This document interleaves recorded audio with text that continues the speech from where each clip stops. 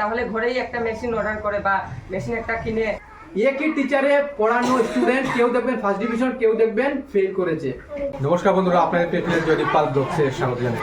বন্ধুরা, আর হিন্দু হেরিটেজ ফাউন্ডেশনের উদ্যোগে অর্থাৎ বাল সংস্কারের উদ্যোগে আজকে এখানে একটা সেলাই প্রশিক্ষণ কেন্দ্রের উদ্বোধনী অনুষ্ঠানে আয়োজন করা হয়েছে।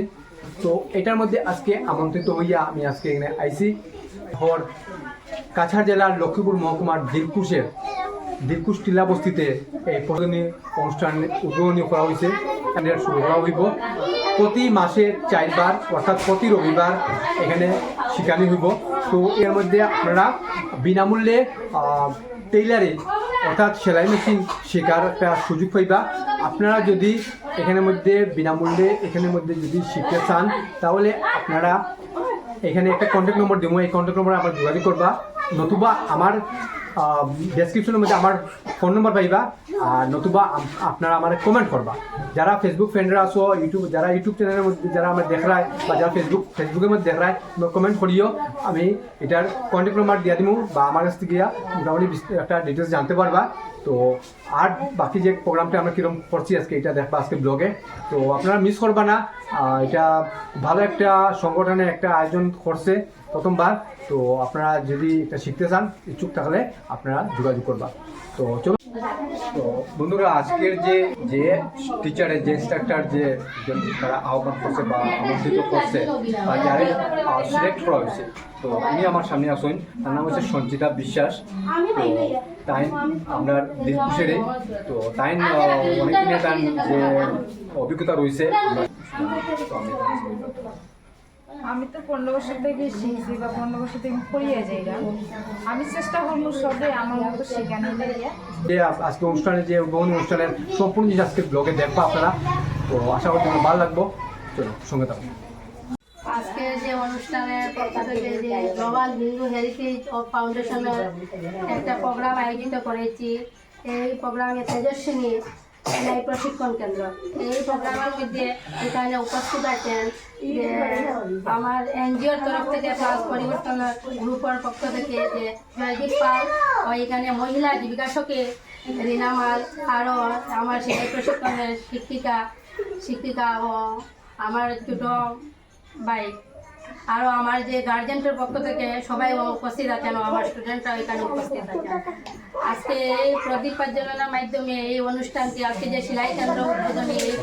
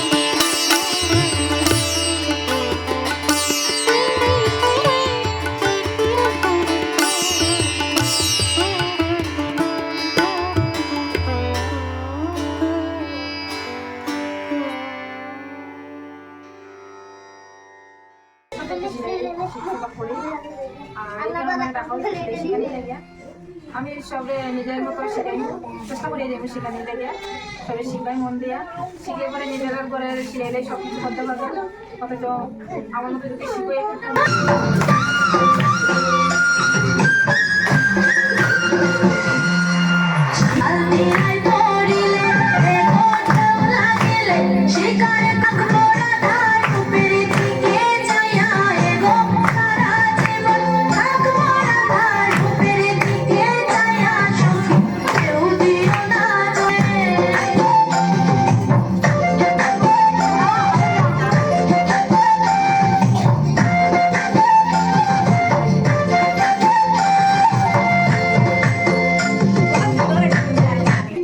এই সভায় আমার উপস্থিত আছেন যে লক্ষ্মণ আচার্যজি পরিবর্তন গ্রুপের উনি ওই বিষয়ে একটু আলোচনা করবেন। নমস্কার, আমি লক্ষ্মণ আচার্য, পরিবর্তন গ্রুপের সদস্য। আজকে যে এই প্রোগ্রাম অনুষ্ঠিত হয়েছে আমাদের দিলকুশ বস্তির আমার দিদির বাসায়, আমি অত্যন্ত খুশি। আমরা সবাই যে আজকে একটা যে তারা প্রকল্প নিয়েছেন বা সবাইকে আমার ধন্যবাদ জানাই। এবং এই যে সেলাই করার যে টেকনিকটা, এখন আমরা ঘরে ঘরে দেখি মানুষের কাপড় যদি ছিঁড়ে যায় তাহলে চট করে বাইরে গিয়ে করিয়ে আনতে হয়, অনেক পয়সারও দরকার হয় সময় সময়। কিন্তু এটা যদি শেখা যায় তাহলে ঘরেই একটা মেশিন অর্ডার করে বা মেশিন একটা কিনে টাকার সাহায্য যেটা যে নিজের কাপড় চোপড় সব নিজের থেকেই একটা সেলাই করা যায়। মানে এটা প্রকল্প হাতে নিয়েছেন, আমরা অনেক খুশি হয়েছি। এভাবে যদি ভবিষ্যতে আরও এটা উন্নতি হোক এটাই আমি কামনা করছি। আর যে আমাদের সে বড় জ্যেষ্ঠ সবাইকে আমার অভিনন্দন এবং শুভেচ্ছা জানাই। এই বলে আমি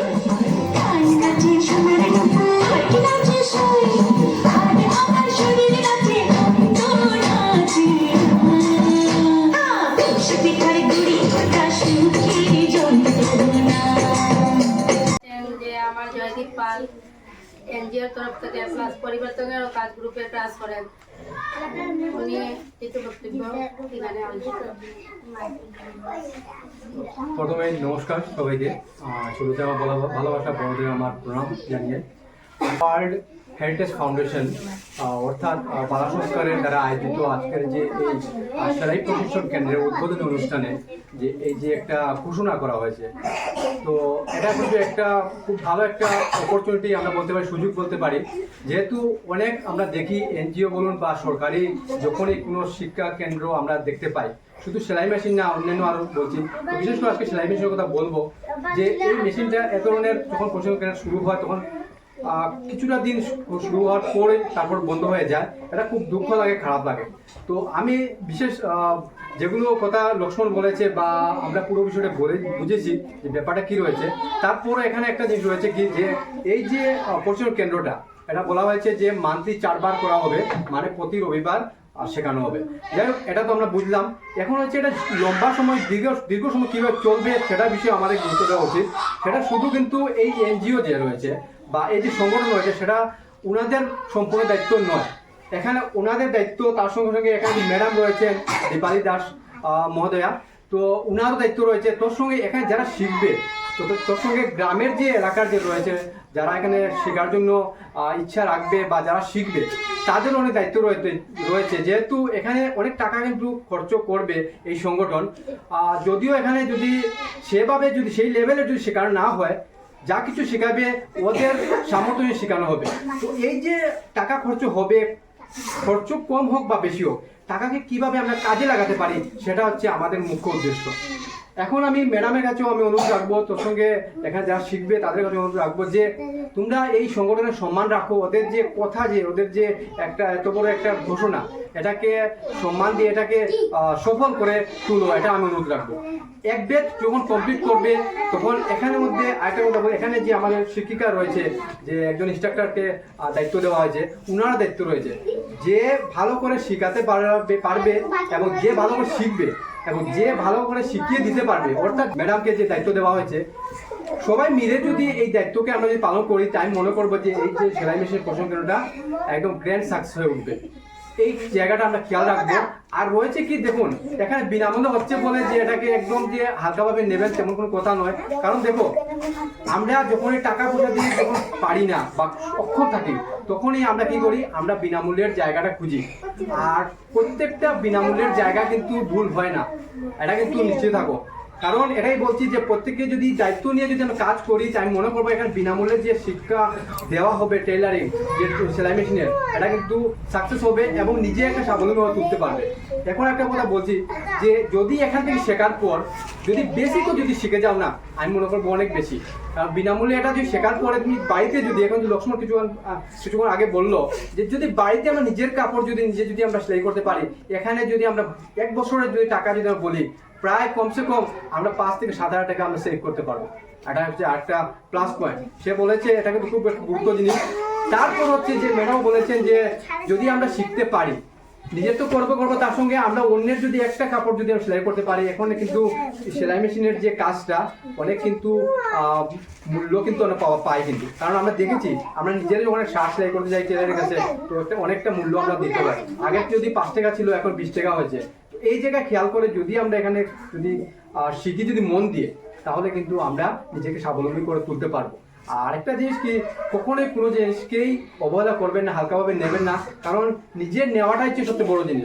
আজকে হয়তো এখানে থেকে 10 জন এ ধরনের যে যারা শিক্ষার ইচ্ছুক যে আসবে এখানে, তো তারা কি 10 জনের মধ্যে কি 10 জন ভালো শিখবে?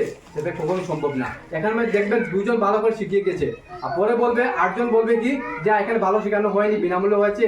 এখানে ম্যাডামও যে শিখানো আমাকে, উনিও ভালো করে শেখাতে পারে না, ওনার নলেজ নেই, কোনো জ্ঞান নেই, এরকম অনেকটা কথা। কিন্তু এই 2 জন যে শিখেছে তারা বলবে কি না এখানে খুব ভালো শেখানো হয়েছে, খুব ভালো ডিসিপ্লিনে শেখানো হয়েছে, কারণ ওরা নিয়েছে। তো আমরা চেষ্টা থাকবো যে 10 জনের মধ্যে 10 জনকেই আমরা যাতে শিখিয়ে তুলতে পারি, ওরা যাতে নিজে স্বাবলম্বী করে তুলতে পারে। আর যদি 10 জনের মধ্যে 2 জন হতে পারে, 8 জনই হয় না, তারপরেও কোনো দুঃখ কথা নেই। কারণ ম্যাডামকে বলছি আমি, কারণ 100 জন স্টুডেন্টকে পড়িয়ে কোনো সময় একটা ক্লাসের মধ্যে 100 জনের ফার্স্ট ডিভিশন রেজাল্ট আনা যায় না। একই টিচারে পড়ানো স্টুডেন্ট কেউ দেখবেন ফার্স্ট ডিভিশন, কেউ দেখবেন ফেল করেছে। যে ফেল করেছে ও বলবে এই টিচারটা ভালো নয়, ভালো করে পড়াতে পারে না, জ্ঞান নেই, ওর বুদ্ধি নেই, বা আমাদের খালি গালাগালি করে, আমাকে মারামারি করে। আর 2 জন যে পাস করেছে ভালো রেজাল্ট, এ বলবে ভগবান আমার জন্য। এই কথা খেয়াল রাখবেন। এই হচ্ছে শিক্ষক যে আছে না, শিক্ষক যদি শিক্ষকের যদি জ্ঞানটা যদি অল্প থাকে না, তাও অনেক। কারণ নেওয়ারও ক্ষমতা লাগে, শুধু দেওয়ার ক্ষমতাটা হয় না, যথেষ্ট নয়। কি বলে ট্রানজেকশন, একে অপরের ট্রানজেকশন যদি থাকে তাহলে সম্পর্ক ভালো হয়। আমরা জানি তো, আজকে যে দীপালি দাস, ওনার সঙ্গে আমার আজকে 2 বছর থেকে খুব ঘনভাবে আমার ওনার সঙ্গে সম্পর্ক আমার গড়িয়ে উঠছে। কিভাবে উঠছে, উনিও আমাকে রেসপন্স দিচ্ছে, আমি ওনাকে রেসপন্স দিচ্ছি, উনি আমাকে বুঝছেন, আমি ওনাকে বুঝছি। তার ফলে কি হচ্ছে, আজকে দেখুন ওনার অনুষ্ঠানে, অনেকটা আগেও বিগতের অনুষ্ঠানে আমি উপস্থিত হয়েছিলাম, এখনো হয়েছি, আগামীতেও ওনাদের সঙ্গে থাকবো, যেহেতু আমি এনজিও ফিল্ড থেকে আছি।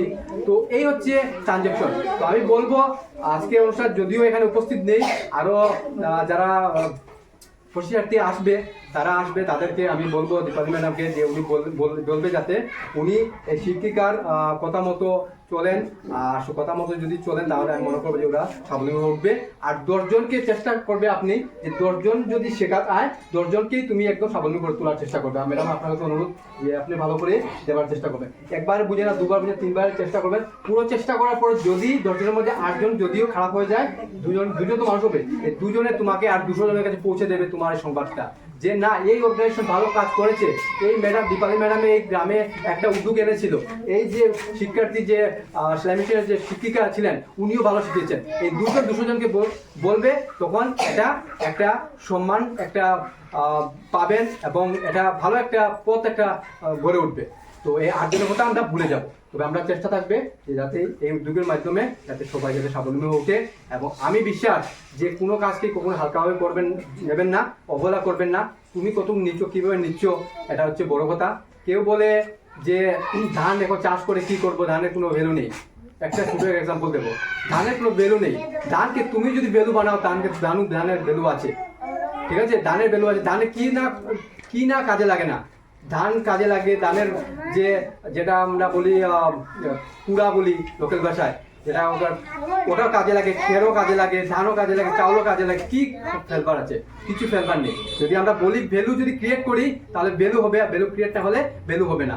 আজকে যদি 3 মাস যদি এখানে যদি শিখিয়ে যদি বলো যদি যে আমি বেসিক শিখে গেছি, আমি এখন যাবো পয়সা দিয়ে, আমি একটু ওখানে 6 মাস প্রপার ছিল, আমি এখানে 2 মাস করে আমি চলে আসবো, তেলা মেশিন আনবো, এখানে দোকানটা খুলে বসে আমি রোজগার শুরু করবো, জট করে হয়ে যাবে। যদি ইচ্ছা থাকে তাহলে সব কিছু হয়, ইচ্ছা না থাকলে কিচ্ছু হবে না, সারা জীবন এরকমই চলে যেতাম।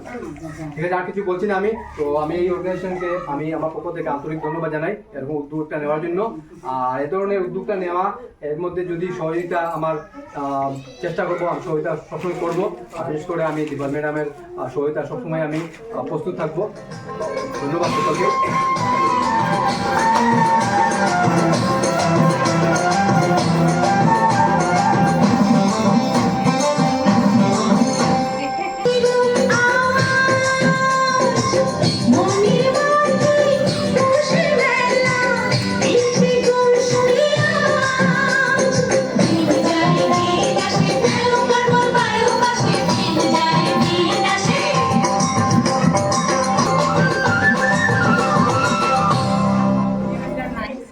তারাও একটু শিখিয়া তারা নিজের কিছু একটা করতে পারবো। আর অনেকে আছে যেমন শিকার, তারা অনেক শিকার চেষ্টা, কিন্তু টাকা পয়সা অসুবিধার লাগে তারা শিখতে পারে না। এখন এরকমটা যদি পয়সা ছাড়া যদি শেখা যায় তাহলে তো অনেক ভালো কথা। আশা করি খুব ভালো। ভালো যে ইনস্ট্রাক্টর আমরা যে অর্গানাইজারে মানে নিযুক্তি করছে বা সিলেক্ট করছে, যেহেতু তাই 10 থেকে 15 বছরের যে টেলারিং যেটা মেশিনের যে কাজকর্মটা করিয়াছেন, এটা অর্গানাইজেশনে খুব বেশিভাবে মানে এটা বিশ্বাস করছে এবং এটার উপরে বিলিভ করিয়া মানে এই দায়িত্ব দেওয়া হয়েছে। আর আমরাও সবাই আশা করবো যে খুব ভালো শিখাইবা। আর ফেডারেশনের পক্ষ থেকে, সেলাই কেন্দ্রের পক্ষ থেকে আমি সবাইকে ধন্যবাদ জানাই। ও আমার এনজিওর তরফ সেলাই প্রশিক্ষণ ও এসএইচজি জীবিকা সঙ্গী সবাইকে আমার ধন্যবাদ জানাই। সমাপ্ত করব।